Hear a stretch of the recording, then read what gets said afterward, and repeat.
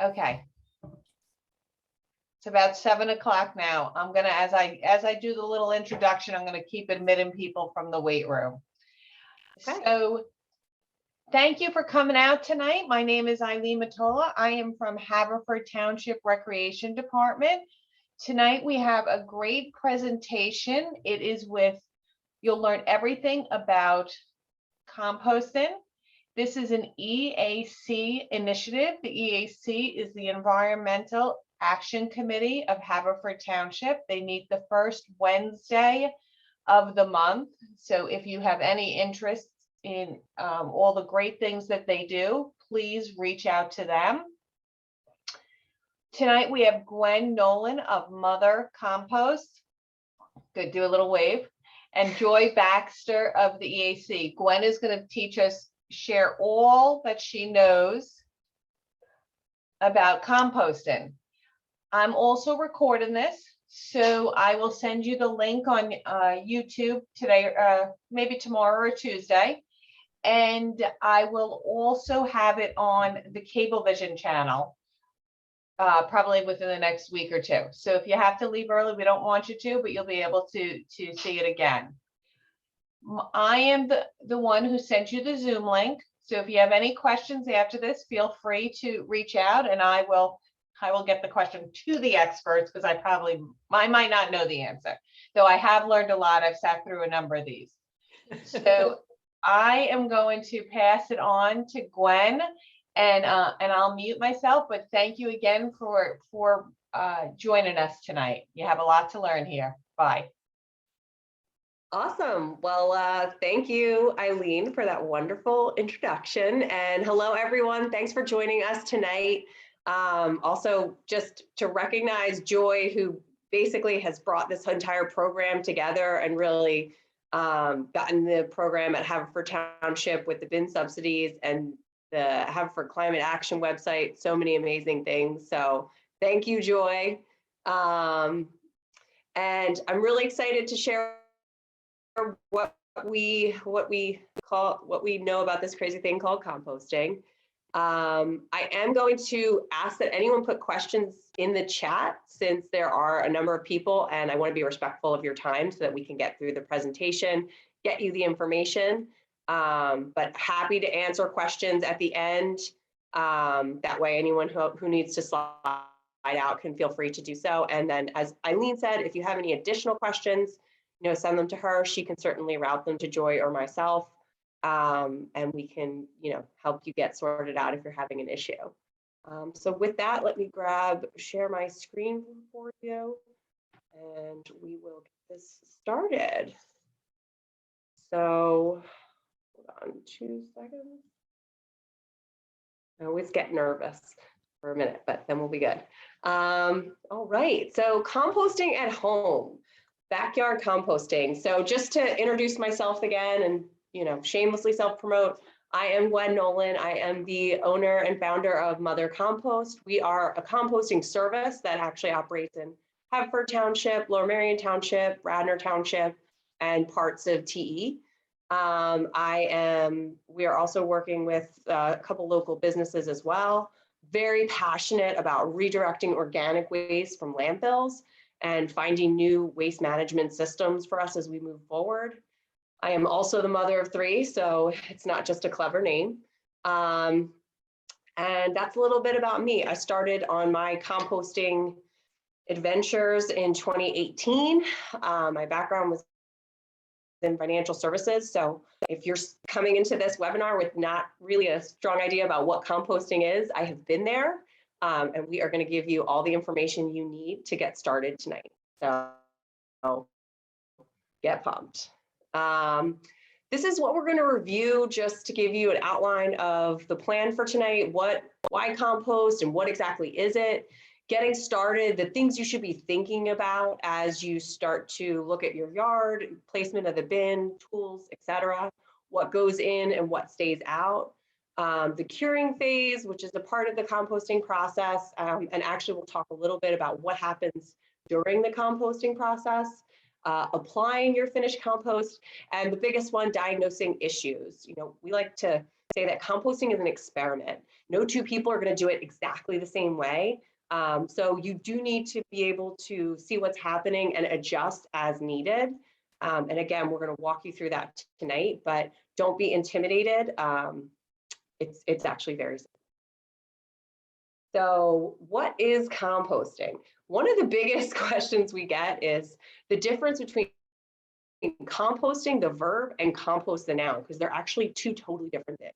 So composting, the verb, is, you can read the definitions here, but it's that natural process that breaks down materials and creates the finished product that we call compost, which is the actual soil amendment that is applied back to soils. So compost is more similar to a fertilizer than actual soil. Soil is a part of the Earth's crust. Compost is an amendment to that soil. Also, going back to the verb, lots of people say, oh, I'm composting at home. And typically, like if they're using a service like What Mother Compost, what they mean is I'm taking my food scraps and organic waste and redirecting it from my landfill trash and putting it into another container, or if you're composting in your backyard, putting it into my bin in the backyard. So compost and composting have a lot of different meanings, and sometimes I feel like it helps to just get some definitions out of the way. Also, fun fact, composting has been around forever. So, you know, when I started the business, a lot of people were like, oh, it's new, what a great idea. And it feels like composting has become, even since I've been doing this, much more popular and much more mainstream, but it's actually been around forever. This fact of actually finding references to composting on clay tablets is incredible, but you'll find references to composting in Thomas Jefferson and George Washington's journals, who were avid farmers and really interested in how they could improve their yields and their soil structure, and composting is a huge part of that. So it's been around forever. I'm excited to see it getting reintroduced into kind of our everyday life, and going to share a little bit more about why composting. I assume if you're here, you're motivated to give it a try, but composting can save you money. You know, in Haverford Township, that trash hauling is part of your tax base, but also saving money in terms of buying organic fertilizers for your garden. If you make the compost at home, you can apply it right back to your garden. Saving resources. When we throw food away, the nutrients in that food is also being discarded, but composting it, turning it into fertilizer, adds it back to the soil, so those nutrients are recovered, can extend the life of landfill. Residential waste is 40% compostable material, could be even higher. You could argue at 50 if you include yard waste and some like paper products that can't be recycled. So, you know, our current strategy of putting everything in a landfill, we do need to look at long-term how we can reduce that. Improving your soil structure. So replenishing your soils naturally with nutrients that come from compost has huge benefits. And then reducing impact. So many people, one of the most common questions we'll get is, well, if I put my organic waste in the trash, my food scraps, it's still going to biodegrade. And that's actually not true. So the way, you may have not spent too much time thinking about how landfills operate, but the way our trash goes into a landfill is it's dumped in, and then they cover it with a layer of plastic, usually after like a day or so, and then they cover it with dirt. And then they put more trash in, seal it, put more trash in, seal it, and so on and so forth, which makes total sense. They're trying to mitigate pest issues as well as odors. But what it also does is eliminate oxygen from the environment. Without oxygen, organic materials cannot break down properly. Instead, they go through an anaerobic digestion process and release methane gas. Methane is a greenhouse gas. It is 80 times more potent than carbon dioxide. It is a volatile chemical gas that, if actually pockets of it form, could start a fire. So it's pumped out of the landfill environment. You're starting to see methane recapture energy projects, but it's still, most of it's just being released into the atmosphere. If you look at methane pollution, it's China, the US, and then then our landfills in terms of methane emitters in the world today. So it's a huge issue, and taking our organic waste out of that could solve a big part of that. So just a couple of the reasons why you're making a great choice to compost. Here's a visual from the ILSR, which is an amazing organization based in Maryland, just showing you how much of your trash can be composted. And just to give you a picture of, as you start composting, how much you'll reduce your trash, what you're putting out on the curb every week. So there's a lot there. This goes back to that point I was talking about earlier, where compost applications can improve soil structure. They can help protect against erosion. Compost is like a water sponge. It can absorb 30 times more than just regular dirt soil. I could read everything on here, but it helps suppress plant disease. So it can filter out pollutants. Compost is amazing in terms of what it can do for your soil. So again, another reason you're in the right place tonight. This is talking about kind of our current trash system, which is, we buy the food and then we throw it away. Composting helps us create this circular system where we're taking it, we're buying it, taking it home, we're consuming what we can, we're putting it in the compost pile, and then it's going back to grow more food. So, that's really, hopefully, the direction we're moving towards. 5 major factors in the composting process. Composting, again, is a natural process. It was designed for when an apple falls from a tree and it's not eaten, it combines with the carbon materials on the ground, and those nutrients are reabsorbed into the soil via the composting process. Not quite that simple, but really this is nature's way of recycling so that nothing is wasted. We help the process along. We speed up decomposition by controlling these things: the volume, temperature, air, moisture, and microorganisms we don't control, but we make the environment for them. I would also add time. Composting does require patience. Sometimes it moves really quickly depending on how you're managing your pile, but a lot of times it's a slower process, and you need to allow for the time for the natural processes to take over. This is something just to cover, especially as there's been a proliferation of compostable products flooding the market, the difference between commercial composting and backyard composting. Commercial composting can accept more materials than would go in a backyard system. Meats, dairy, the compostable plastics that you see now, manure in some cases, but also baked goods, cooked foods and oils or butter. Anything with a high fat content should not go in your backyard, but is totally fine in a commercial setting. Their piles are going to maintain temperatures of 140 to 160 over a 10-day period. And that will screen out all the pathogens and also just break down everything. In your backyard, it is hard to maintain. It's not impossible, but it is hard to maintain high heats for that extended period of time. It's also usually not necessary because your pile's not that big.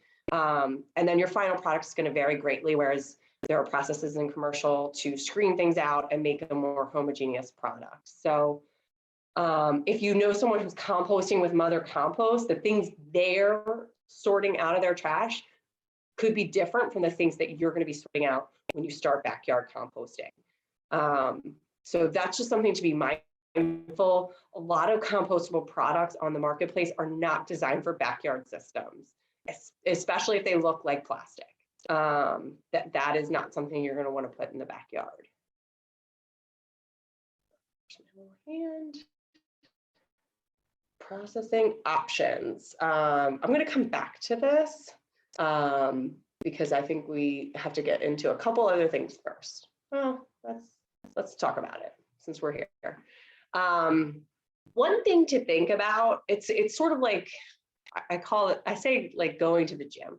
What do you want to get out of this? So as you start to think about what your goals are for this composting process, there are two options that are perfectly fine and will get you finished compost, just a matter of what your goals are, and it will help align your expectations with how you design your system. So add as you go pile is a slower process. You're just taking your kitchen scraps, putting them in, covering them with brown material, adding water, maybe turning occasionally. And it's sort of like you're letting that be, and you're not really too worried about what's going to come out of it. You're not optimizing your mix per se. Just understand that you're probably not going to get finished product as quickly. And it will be less finished product. Can be like a little more prone to pest issues. And I don't mean mice, but just bugs and stuff like in the summer. And it doesn't heat up as well. So like you do need to be more cautious about what you're adding in. Whereas batch composting, if you are maintaining high heats and you have things cooking and maybe you have 1 or 2 bins available so that you can have a bin where you're not putting additional new material in, you're letting it cook and then adding new materials to your other bin.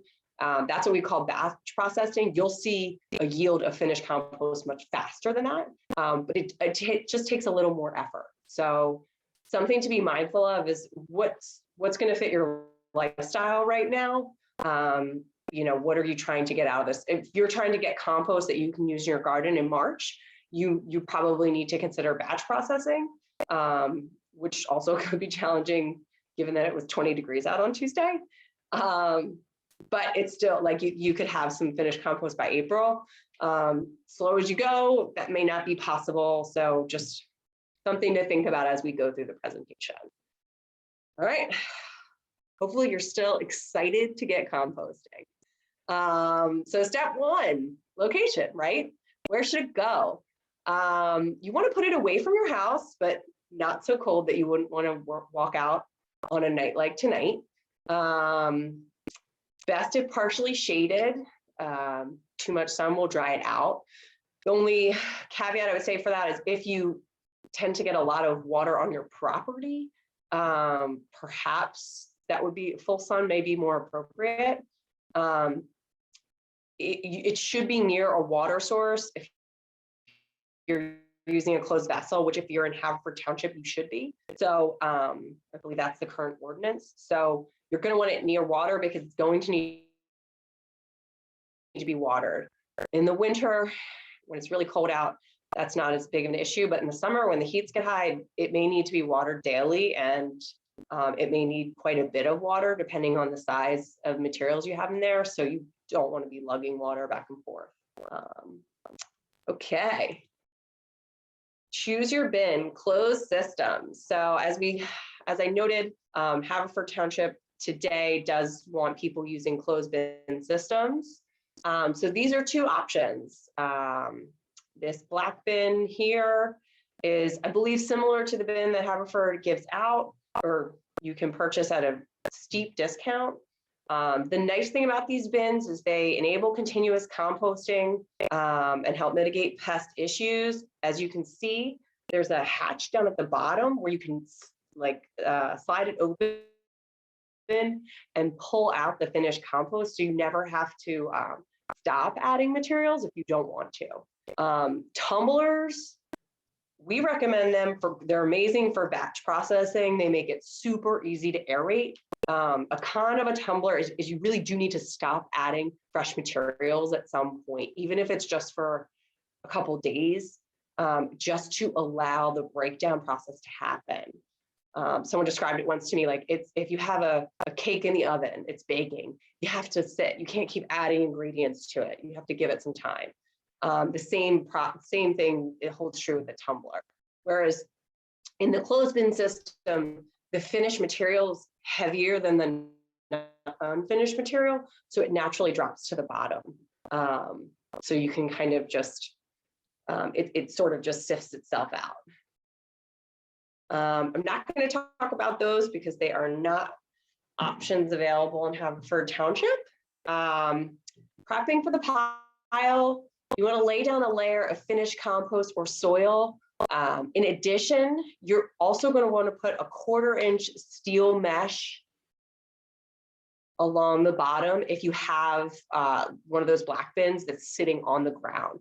That's going to make it rodent protectant. So that's important, and I believe also a mandate in Haverford Township. You want to keep brown materials handy. So right now, you've done your leaf cleanup, you have a couple bags, hang on to them, because come spring, brown material can be a little harder to find, and leaves are incredible brown materials. I know Joy actually has a leaf shredder, which is incredible. You can also run your lawnmower over them, because shredding the leaves helps the breakdown process. And I'll go into that in a little bit more, why that helps. But you can see here, shredded newspaper, brown paper bags, cardboard will also work, but the smaller the surface area, the better. Watering may be crucial to your pile's effectiveness. Materials should have the same moisture content as a wrung out sponge. So composting actually requires a lot more water than most people recognize. The nitrogen rich materials, which are green materials, typically our kitchen scraps, are almost, so many of them are 70 to 90% water content, but the carbon materials are not. So once you start blending them together, you may need to water the pile, but it should always look kind of wet. We recommend a pitchfork or something to turn, garden hose, watering can. Compost aerator is, if you say you have one of those black bins and you have maybe back problems, it's a tool that you stick into the pile and spin, and it will create pockets of air. And you don't have to do this thing. And then a compost thermometer, if you're doing batch processing, it can, and none of these are expensive. I think these are $30 items, so they're not typically cost prohibitive, but a compost thermometer can tell you what the readout is from your pile. So you kind of know what phase you're in. And if you're batch processing, you can understand like where I am in the process. But again, it's your experiment, so you can outfit yourself however you need. I would just say depends on what your goal is. So what goes in the pile? So you'll hear talk about brown and green. Brown are those carbon materials, leaves, shredded paper, cardboard, sawdust, dryer lint. I'm going to put an asterisk on dryer lint, hair and nail clippings, human and animal. Get pumped. The nitrogen, green feedstocks, fruits, vegetables. You can see everything here. Tea bags, you do want to be careful that you're not using a synthetic bag, and also that there are no staples in it. So you'll see this maybe category here. Citrus and banana peels are compostable. Citrus is just highly acidic, and the composting is about balance. It's about getting the nitrogen and carbon mix right. Citrus can be tricky. Again, it depends on how hot your pile is getting. I would say start with the above items and then kind of graduate to citrus. Banana peels, again, you just need higher temperatures. Cooked foods, you just need higher temperatures. If it's something that was steamed, it's probably okay. But if there's oil or butter or any kind of fats, I would not put it in. Also, not to scare anybody, but we like our food cooked. So do some of the furry friends. So cooked foods can be challenging in that respect. And then fireplace ash, you just want to add carefully. It can cause the entire system to clump. So if you cleaned out your fireplace and you just dumped it in, it is going to be a little bit of a mess. So you just want to add it, like sprinkle it in. Eggshells, I recommend in a backyard system, like grinding them a little bit. Otherwise, they are challenging to break down. And then straw can just be a little trickier. Not recommended corn stalks and branches. I mean, you would need to chop them really fine for them to be appropriate for a backyard system. Nitrogen, dairy, fish, shellfish, meat, definitely don't put them in your system. Poultry, do not put them in your backyard. They are just a no for backyard composting. You're going to have odor and pest issues. So I strongly advise against that. Same for pet manure. Don't do it. Weeds. The reason you don't want to put your weeds in when you pull them out of the garden is that if you're not getting high temperatures, the weed seeds are going to go into your finished compost. And then when you apply it back to your garden, you're essentially going to seed it with weeds. An option for weeds is to put them aside, let them brown and turn into carbon materials, let the seeds die, and then you could cycle them in if you want. And if you're unable to get rid of them at like a yard waste facility with higher heats. In commercial composting, the high heats will burn off any weed seeds. But in a backyard system, that's a real challenge. Step 5. So tips for adding materials. So we just talked about what the materials are. This is the how. So break large materials up. This photo shows a broccoli stalk all chopped up. We'll talk more about the microorganisms in a minute, but microorganisms are what create the composting process. So they're coming in and they're nibbling on all the things, mainly bacteria, but some other fun things as well. And if you cut things up, you're creating more surface area for the microorganisms. So they're going to break down the material faster. Same with the leaves, shredding the leaves, shredding cardboard, it just creates more surface area. So, the broccoli stalk, it only has the sides, the top and the bottom. But if you cut it up, you've all of a sudden created all of these new surfaces for the microorganisms. So that will help them be more active, thus increasing heats, thus helping the breakdown process go faster. So the carbon nitrogen ratio, that's the mix. That's the art of composting. And everyone's is going to be a little different. The food that you eat is going to be different than the food that I eat. And every food has its own carbon nitrogen ratio.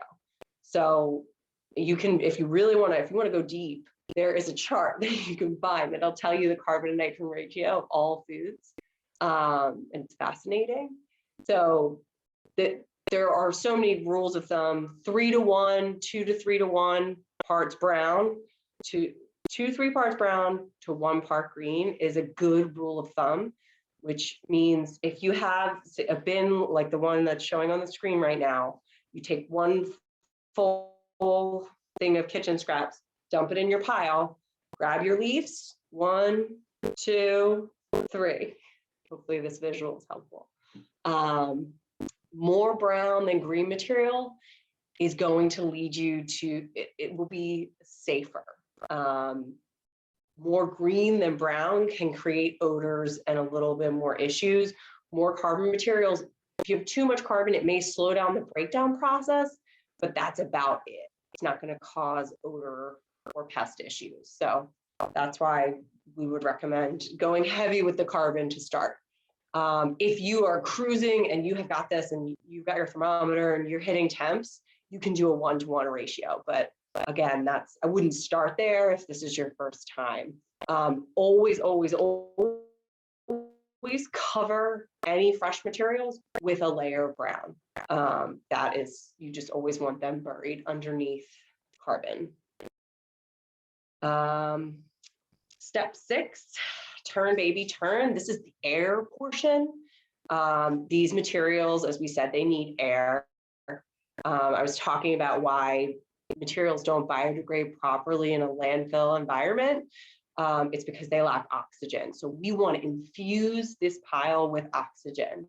And in a closed bin system, like most of us will be working with, it's even more important because you're not getting that natural airflow of it being just a pile in your backyard or something like we have at La Villa. So turn, baby turn. If it's warmer out, you want to turn daily to get the air in there. During colder months, turn less frequently. When it's below freezing, wouldn't even turn it. Just insulate it and let it be. If it's developed a core of heat in the center, great. If not, as soon as the temperatures come up, it will go back into active composting, but it could go dormant for a little when the temps are this low. Good rule of thumb, return after adding new materials. Mix everything up a little bit to get some fresh air in there.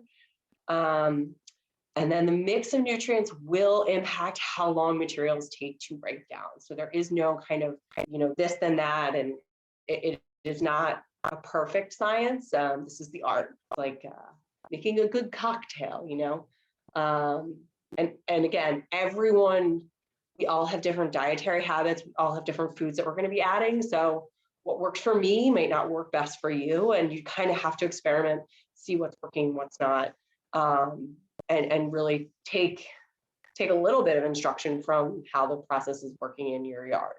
So the phases of composting, there's the mesophilic, the thermophilic, and then curing. So these are the 3 phases. The mesophilic is the first phase. It's when the bacteria start to come in. I'm going to cheat and look at my notes. It's a little groggy. The bacteria come in, they break down the sugars and the complex carbohydrates. They convert the cellulose to glucose. And that's what starts the temperatures coming up. Actinomycetes come in and help develop armor and, risk, what are my notes here? Yeah, develop armor, resist the temp increase, drying, UV radiation, and chemicals that can convert in the next phase. So they're getting the bacteria ready for the thermophilic phase. And then the fungi is another microorganism that's involved in the composting process, but typically in this phase, they're just coming in as mushrooms or things from the feedstocks. 2, in the thermophilic phase, this is when we're at 120 to 170. This is what we would call the active composting phase. So this is when everything is breaking down. The actinomycetes come in and start to produce antibiotics, degrade the complex carbs and proteins. Fungi also do the same thing. So this is when everything's happening. In your backyard, this process, this phase may last an hour. It may last a day. It really depends on how well you've mastered the mix. At Linvilla and the large composting places, this will take over a week, somewhere between 10 to 14 days. They're going to make and maintain a heat of between 140 and 160. So again, you could almost miss it, but what you'll notice is in your bin, materials are started to pile up, and then the next time you go out there, it's dropped like 2 feet in terms of level, and that is, it has gone through the thermophilic phase, and all of these things have been broken down. And then the final phase is curing, and this is when all of those chemical reactions, the microbial activity starts to cease. Different bacteria become active again. Actinomycetes and the fungi finish the complex carbon protein breakdowns, and then arthropods come in to support the microorganisms. So they'll help with the final decomposition processes. And this phase, again, at home, you don't have to be as concerned with the length of time because you didn't have these high heats. So some microorganisms have been present for the whole process. At commercial sites, this process will take at least 6 months for everything to stabilize. So it is just part of the process to be aware of. There's a fun graphic for you. And again, you'll see here the sanitation and seed killing. So these are the temperatures you need to reach to burn off any pathogens or weed seeds. And these can be challenging in a backyard system. So that's where you need to be a little choosier about what goes into the pile. Winterizing your pile. So you're starting a pile right now. It will be challenging. So you would want to build some volume around it. You would want to insulate it with pine needles and leaves. You would not want to turn it frequently. Again, bulking with leaves, straw, and pine needles is great too, because it does allow for airflow to create natural pockets. Batch processing is recommended during the winter so that you don't need to turn as frequently. And then what happens when you let your pile go dormant? Nothing. It's going to be fine. It's really up to you whether you want to still add materials at that time. You can also stockpile them in your freezer until temps come back up a little bit if you have capacity for that. But your pile will come back online as soon as the temperatures get above freezing. So it's not something to be overly concerned with. Pile problems. So these are some of the things that can happen. For the most part, composting, when done correctly, does not create any problems at all. It doesn't have odors. You're not going to get pests. It's all going to be fine. But if you do start to notice, like, hey, it doesn't smell good, that's normally due to a high nitrogen content. Add more brown materials and turn. If you keep adding materials to your pile and keep putting your browns in, it's all just sitting there, not doing anything. Most likely it needs water and air. So water it, turn it, and then come back the next day and you should start to see something. These are all recommendations for when the weather is above freezing. If you're having an issue with your pile right now, it very much could be due to the weather. Pile has a crazy amount of bugs is something that we hear a lot, but a lot of bugs are normal and actually necessary for the composting process. So they shouldn't be concerning unless you have flies descending. That is alarming. A lot of times you really need to make sure that things are buried very well. Not really an issue at this time of the year, which is a benefit of winter composting. But in the summer, obviously the flies can be aggressive. So I haven't run into too many of those issues with closed piles too. That's another benefit, just not going to attract swarms of things. However, houseflies are attracted to meat waste and pet manures, so definitely don't use them once again. And then fresh corn cobs will also draw them. They're also a little tough to break down in your backyard system, so I would chop them or break them up a little bit if you're going to include them. Never getting finished product out of the pile. There's two things that come along with this. So one listed here is that tumblers just tend to constantly turn things, and while there's probably finished product in there, you may not be able to get it out without emptying the whole thing and having your fresh food scraps come out as well. So that can be an issue with the tumbler. Just there's really no mechanism to separate fresh food scraps from finished compost. The other thing is you're going to put all of this carbon material into these bins, and it's going to compress into the volume of material that you're going to put in, and the volume of the yield you're going to take out are dramatically different. So aligning your expectations that you may do a lot of composting and only have enough to, amend a 3x3 raised bed could be realistic for how your operation is running. So just recognizing that you're probably not going to have enough to put it in every one of your beds in your garden if you're on like a half-acre property.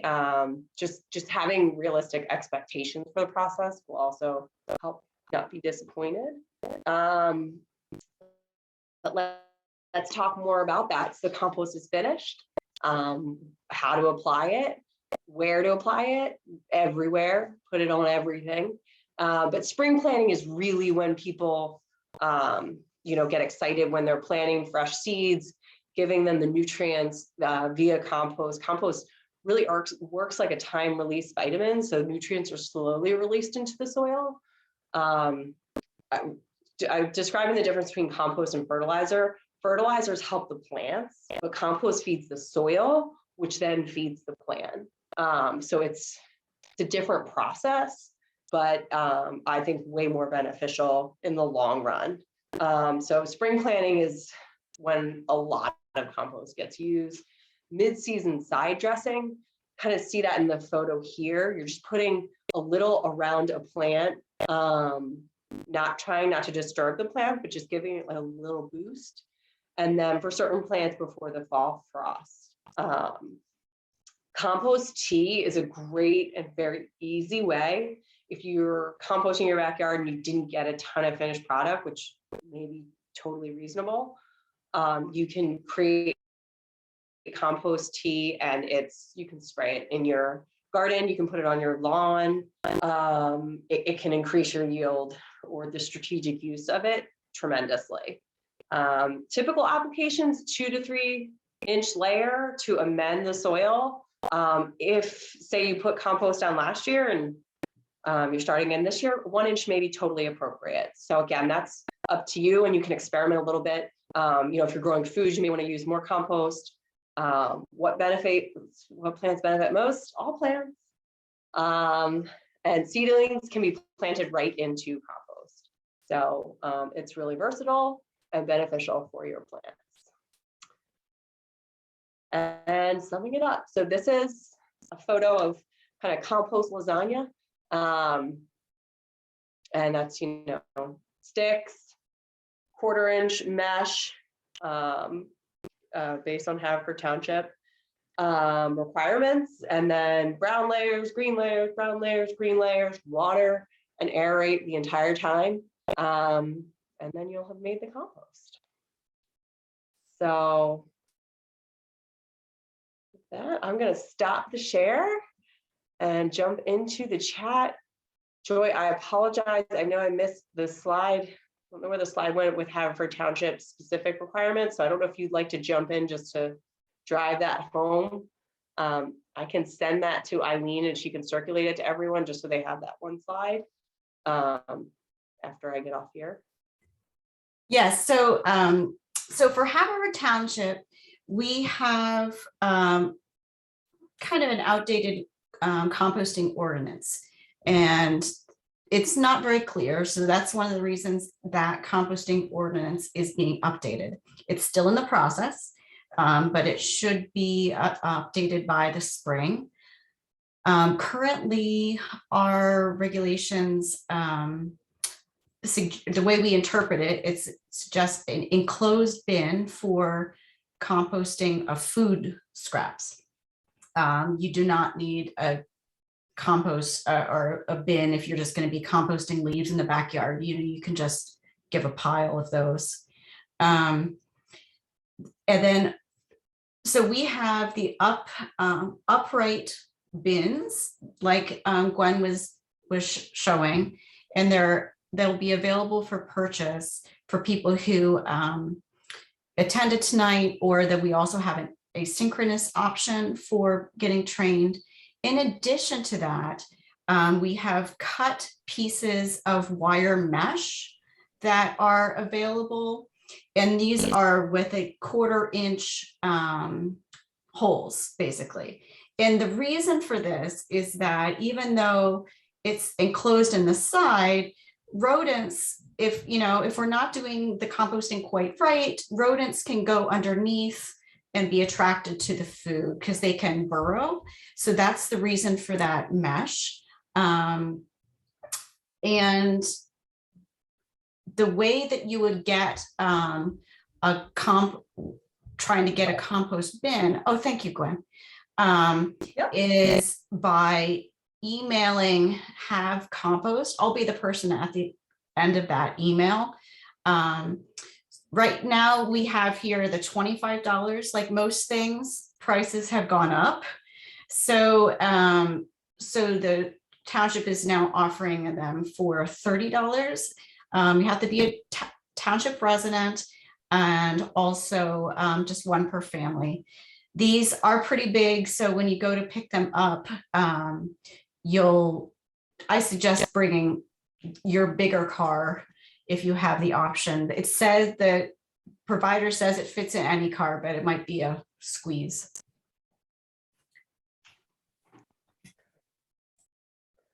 All right. All right, well, I'm glad I found that. Sorry, that wasn't in the original presentation, but there it is. And I can still send it to you, and I can update the pricing and then for you to send around. So with that, I will jump into the chat and see if we have any questions. I'm just going to go up to the top and how do you maintain high heat? I've seen pictures enclosed by chicken wire. We do that, or do we need? So Kathy, I think Joy kind of spoke to what the current ordinance is in Haverford Township and that they're working on allowing for different options. Maintaining high heats is really just about getting those 5 key components correct. So the volume, air, moisture, and the right mix of brown and green materials. So again, it's going to be, I would say 2 to 1, 3 to 1 is the right ratio if you're getting started. But really, you know, cultivating the environment where the microorganisms can thrive, and that is about keeping the air and water temperatures right, and making sure you include carbon in the mix. Most new composters, we tend to create more nitrogen waste ourselves in our kitchens and maybe perhaps underestimate the amount of carbon. So if you remember nothing else from tonight, add carbon, lots of carbon to the system. You're not going to have as many bad issues if you have too much carbon, and carbon with air and water and nitrogen materials will heat up. But you also need to get a volume of material going to start to see those higher temperatures. Gwen, can I add a couple things? So Yeah. One of the options for brown materials is also wood shavings or wood, not wood chips, but the sawdust. So there is a cabinet maker in Philadelphia that always has a supply of untreated sawdust, and they advertise on Craigslist for these bags because they want it to go to good use. They want it to be composted. They advertise on Craigslist, and you can go and get like huge bags of this sawdust. Some people in Havertown do that. And we have I have a Google group going. So that's another thing you can, I'll put the email in the chat. You can add it to the Google group, and you could say like, I need this, or I'm going to get it. Does anybody else need it? And then the other thing is one of the things that I do in my property is I have 2 tumblers for my own family, because you can't just keep on adding, like Gwen was saying, like you have to kind of let it be for a little bit.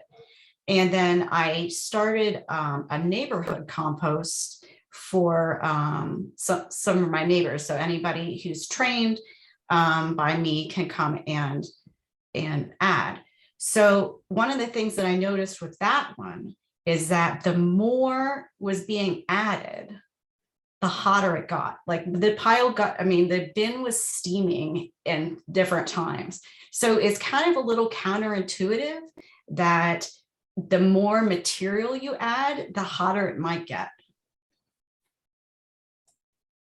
Right, but it's a natural process of insulation. So that in that sense, it makes sense, right? The heat's building at the core, and then it's somewhat protected by what's happening around it. But it is true. That's sometimes like, if you talk to Chris Pieretti from Kitchen Harvest, who's another composting service we process with him. He's like, I just have more land and materials. This is just like a bigger composting experiment than the backyard system. He's not using any tool different than what we discussed tonight. So volume is especially as you're getting started, really building that up will help create the heat. Kathy. Updated coffee grounds last year. I don't think you shouldn't have any issues with coffee grounds. I mean, they are a big part of the composting process. If you're still seeing them in the pile, then perhaps they haven't broken down properly. But Kathy, I don't know if you can unmute and tell me if this is like a situation you're dealing with. I'm just wondering if it adds too much nitrogen. Is that what it adds to it? Does it add nitrogen? Because by the end of the winter, it was a whole layer of coffee grounds on top of my pile of leaves. Yeah, so I would say like you just probably, if that's what you're seeing, you want to add more leaves or sawdust or carbon material and mix it, turn it in there and just get it integrated more into the batch. Even in the winter time, I can turn it. Yeah, if it's not below freezing, like if it's in the 40s, I wouldn't turn it every day, but if you're just seeing a layer sit, it needs to interact with some other items in your compost pile to start breaking down. If you have a concentration of one material, I would just recommend mixing. If it's Tuesday or like a day next week when it's 20, yet you just leave it alone. It's not going to do anything anyway. But the second the temps start to get back up, just give it a good mix. You might not need to add water because coffee grounds has a bunch, but that should do the trick. And to be honest, some people apply coffee directly to plants, so it really shouldn't. Especially if it's been sitting outside for a while, it's not like going to shock anything. So I wouldn't be concerned about it damaging any of your plants. All right. Compost tea, David, I'm so glad you asked. So compost tea is literally just, you put your finished compost into water and let it soak. There's a specific recipe for it, but it's really, really simple. And then you can essentially apply it. So it's literally like, you don't need to put your compost in a tea bag. You just let it sink it in. You can use sort of like a strainer. We use, obviously, other compost. We have busted buckets. So they are great compost strainers. Drill a hole in the bottom, stick it into another bucket with water and make our compost tea that way. But it's essentially infusing the water with some of the microorganisms and beneficial nutrients in the compost. And then it's a little easier to apply. But there's a ton of recipes and like YouTube videos on it, and it's really simple. So instead of, say you have a bucket of compost, which you can't really spread it, it's not going to go that far, turn it into a spray and you can really apply it to a larger surface area. And people say it works wonders for their lawn. I did not do it last year. I'm going to try it this spring. And I'm very excited about it. So at the May call, I can report if that's being amazing. Kathy, so I think we discussed this, but the mesh at the bottom, sometimes, and I don't want to scare anyone again, rodents will burrow under, and specifically rats, and build like a nest in the compost pile. This typically happens in non-active compost piles, by the way, because if you have super, super high heats, nothing's going to go near it. So the steel mesh will keep something from trying to burrow under it and get cozy in there. Is there any plans on implementing a Township people like recycling program? I can speak to that. Okay. So I'm a member of the Haverford Township EAC, and we are trying to get some more options for people other than just backyard composting. If you are interested in this, we have no definite plans, but if you're interested in this, email again the havecompost@gmail.com, and maybe you would like to help me work on that. But it is in process. Currently, we pay, the township pays to have our trash. Actually, it does not go to a landfill from Haverford Township. It goes to the Covanta incinerator in Chester. There's a lot of controversy over that incinerator for racial equity and economic or environmental justice. Also, currently what we pay to have our trash tip there is more than what we would pay to have our food composted. One of the issues with composting in Philadelphia, or expanding composting in Philadelphia, is that we currently only have, for the whole Philadelphia area, there's only 2 commercial compost locations that accept food.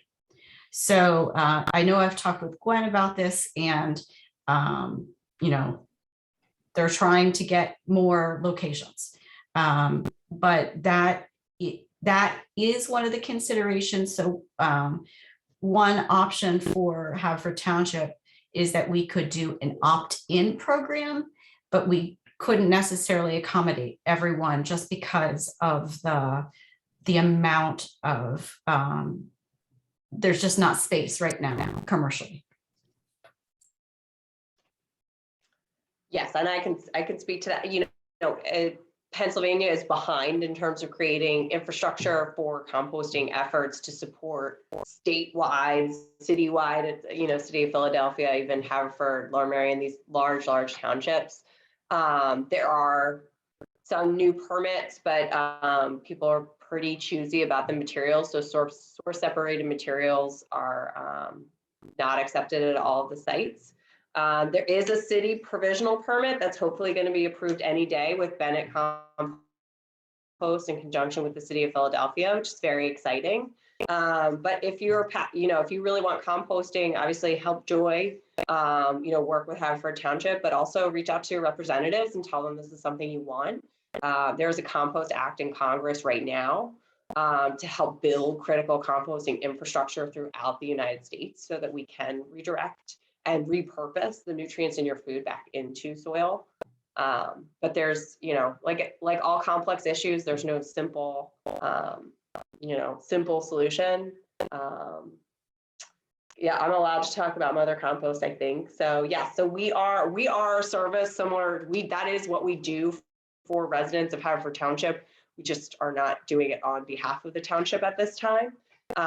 So if you have listened to this whole presentation and decided like, I'm never going to do this, you can sign up for Mother Compost. It's $20 a month. We are processing commercially at Linville Orchards with the team from Kitchen Harvest. So we can take, you know, that food with high fat content. If you've got some leftover cookies and whatnot from the holidays, we pick up the containers every other week. We clean the containers after each pickup, and then our subscribers can register to receive a share of finished compost in the spring.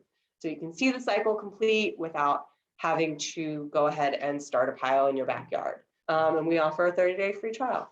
So feel free to check us out on mothercompost.com. And hopefully that wasn't too commercial, but thank you for the plug. I did not ask Kathy to do that, but I deeply appreciate it. What do you think of shredded paper as a source of brown? I mean, it's not ideal, but I think it would work. I think you just don't want to like shred every piece of paper in your house and throw it into the system. If it is bleached or treated in some way, it could overwhelm it.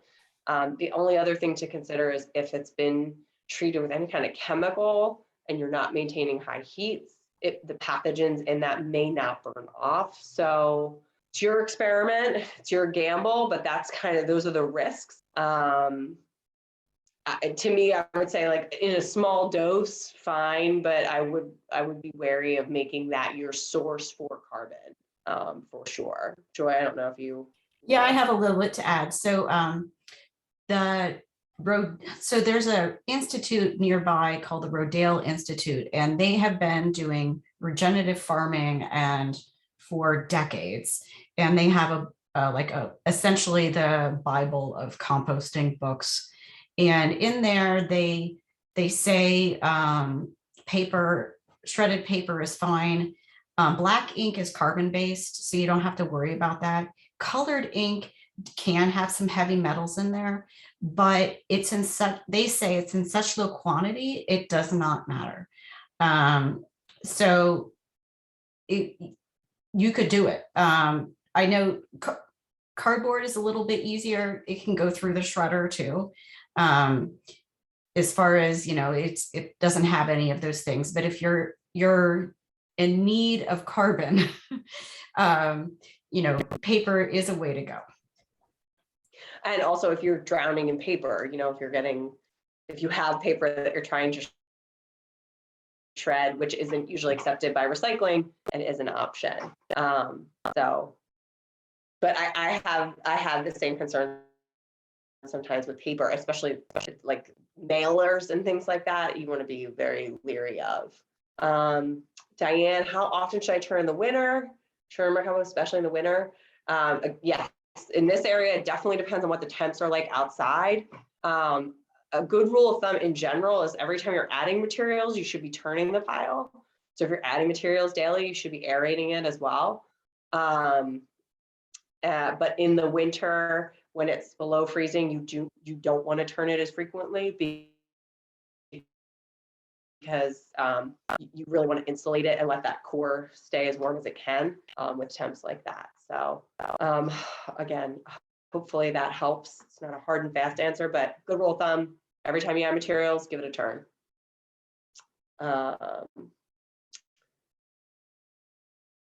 Ginny, little plug for Mother Compost. Ginny, thank you. I appreciate you. I didn't ask her to post that, but